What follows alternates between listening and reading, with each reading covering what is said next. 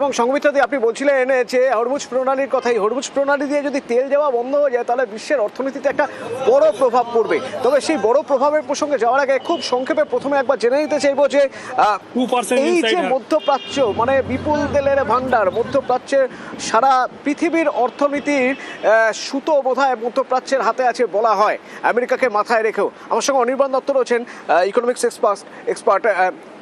কি মনে হয় অরিন্দমদা, এই যে পরিস্থিতি তৈরি হয়েছে তার কতটা প্রভাব, কতদিন ধরে এই প্রভাব চলবে বিশ্বে?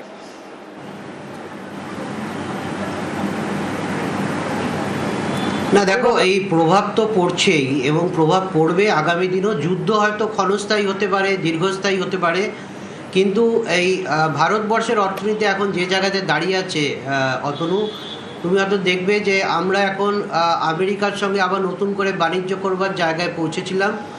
আমরা আবার ইউরোপিয়ান ইউনিয়নের সঙ্গে বাণিজ্য চুক্তি করেছিলাম। তাতে কী হয়েছিল, আমাদের যারা রপ্তানিকারক সংস্থাগুলো আছে তাদের মধ্যে একটা প্রাণ সঞ্চার হয়েছিল। তারা নতুন উদ্যমে ঝাঁপিয়ে পড়েছিলেন আবার নতুন করে প্রোডাকশন করতে এবং রপ্তানি করতে। আজকে যুদ্ধের বাতাবরণে সেই রপ্তানিটা ক্ষতিগ্রস্ত হবে। এর সঙ্গে সঙ্গে ভারতবর্ষের অর্থনীতিটা তুমি জানো সেটা জ্বালানি নির্ভর, এবং সেক্ষেত্রে ক্রুড অয়েলের প্রাইস সেটা যদি ইন্টারন্যাশনাল মার্কেটে বাড়তেই থাকে তাহলে ভারতবর্ষের সরকার হয়তো কিছুদিনের জন্য সেই চাপটা নিতে পারবেন, কিন্তু তারপরে কিন্তু একটা সময় আসবে যখন তেলের দামটাকে বাড়াতে হবে, এবং তেলের দাম যদি ভারতবর্ষের বাজারে বেড়ে যায় তাহলে কিন্তু আবার জিনিসপত্রের দাম লাগাম ছাড়া হয়ে যাবে। এর সঙ্গে সঙ্গে আরো একটা ব্যাপার, অনির্বাণ, এখানে আমার একটা প্রশ্ন থাকবে। এই যে তেলের দাম যদি নিয়ন্ত্রণে রাখতে হয় তাহলে যে কন্ডিশন ছিল আমেরিকার যে রাশিয়ার থেকে নতুন করে আর তেল কিনবে না ভারত, যদিও ভারত সে নিয়ে, ভারত বা রাশিয়া তা নিয়ে কোনো মন্তব্যই করেনি, কিন্তু ভারত তো বাধ্য হবে রাশিয়া থেকে আবার তেল কিনতে, এবং সেখানে আমেরিকার কিছু করার থাকবে না, কারণ ওদিকে হরমুজ প্রণালী বন্ধ, তেল আসবে কোথা থেকে?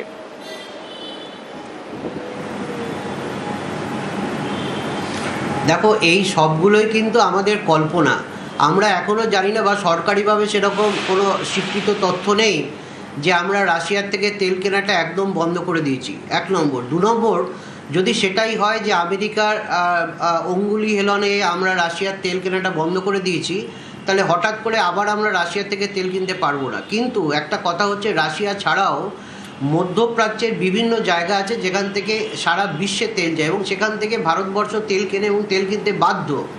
আজকে যে যুদ্ধের পরিস্থিতি তাতে হরমুজ প্রণালী যেটা, সেখানটাতে একটা ডিসরাপশন হচ্ছে। তাতে কিন্তু আপনি যেখান থেকেই তেল কিনুন, আপনি যদি আগামী দিনে রাশিয়া থেকেও তেল কেনেন সেখানেও কিন্তু সেই তেলটা একটু বহুমূল্য হয়ে যাবে, কারণ একটা বাজার যদি আপনি বন্ধ করে দেন তাহলে অন্যান্য বাজারে সেই জিনিসটার দামই কিন্তু আবার বেড়ে যাবে। এটা অর্থনীতির নতুন নিয়ম নয়, এটা একদম ট্র্যাডিশনালি বা হিস্টোরিক্যালি হতে থাকে। 2 নম্বর হচ্ছে, ভারতবর্ষের আজকের দিনে দাঁড়িয়ে আমাদের যেটা আমি বলবো অবজেক্টিভ যেটা সরকারের কাছে, এবং সরকার যেটা চাইবে যে ভারতবর্ষ এক্ষুনি কোনো কড়া পদক্ষেপ দেবে না, কূটনৈতিক মহলে হয়তো আলোচনা চলবে, আমাদের বিদেশমন্ত্রী কথাবার্তা বলবেন, কিন্তু অর্থনীতির যে কয়েকটা দিক নির্ণয় করে ভারতবর্ষের অর্থনীতিকে, তার মধ্যে একটা হচ্ছে শেয়ার বাজার। সেই শেয়ার বাজারে আমরা জানতাম যে আজকে একটা পতন হবে, তার কারণ হচ্ছে বিদেশি লগ্নিকারী যারা আছেন তারা কোনো রকম রিস্ক নেন না। তারা যখনই দেখেছেন এরকম একটা ওয়ার্ল্ড ইকোনমিতে একটা টালমাটাল পরিস্থিতির সৃষ্টি হচ্ছে, তারা তাদের শেয়ারটাকে বিক্রি করবেন, এবং এটা খুব স্বাভাবিক। আজকের দিনে পতন থাকবে। এখন যদি দেখেন নিফটি প্রায় 700 পয়েন্টের কাছাকাছি পড়ে গেছে, সেন্সেক্স প্রায় 1500 পয়েন্টের কাছাকাছি পড়ে গেছে।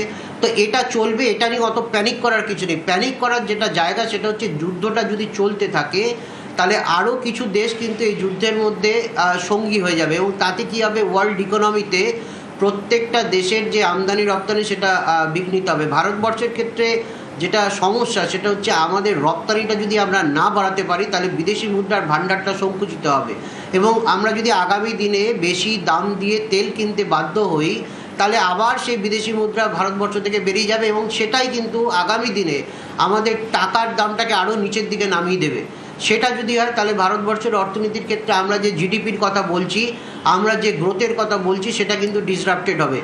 এর সঙ্গে সঙ্গে আরও একটা জিনিস হচ্ছে, আমেরিকার সঙ্গে ভারতবর্ষের যে বাণিজ্য চুক্তি হওয়ার কথা আছে সেই বাণিজ্য চুক্তিটাও কিন্তু একটু দীর্ঘায়িত হবে। এবং দেখুন, ভারতবর্ষের অর্থনীতিতে আমরা দেখছিলাম যে ট্রাম্প 2.0 যখন ক্ষমতায় এলো জানুয়ারি 2025 সালে, তারপর থেকে কিন্তু তার কিছু কিছু সিদ্ধান্ত ভারতবর্ষের অর্থনীতিকে বিভিন্নভাবে ক্ষতিগ্রস্ত করেছে। আমরা যখন দেখলাম তার একটা শুভবুদ্ধির সূচনা হয়েছে এবং যেভাবে তিনি ভারতবর্ষের সঙ্গে আবার নতুন করে কম শুল্কে বাণিজ্য করার সিদ্ধান্ত নিয়েছেন, তখন থেকে কিন্তু ভারতবর্ষের অর্থনীতির একটা উত্থান আমরা এক্সপেক্ট করছিলাম।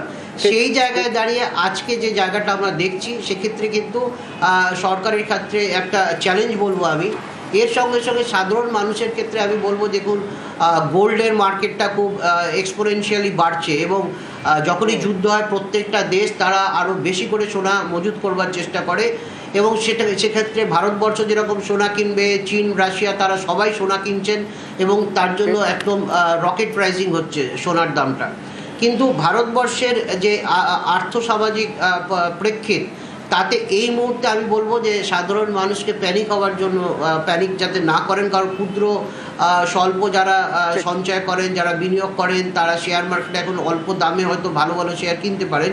এক্ষুনি প্যানিক হওয়ার কিছু নেই, ভারতবর্ষের সরকার নজর রাখছে। প্যানিক হওয়ার কিছু নেই, কিছুটা অনির্বাণ দা তাহলে কিছুটা ওয়েট অ্যান্ড সি। হ্যাঁ, এই ফর্মুলা মেনেই বোধহয় এখন চলা উচিত। ধন্যবাদ। অনির্বাণ দত্ত ছিলেন আমার সঙ্গে, অর্থনীতি বিশেষজ্ঞ।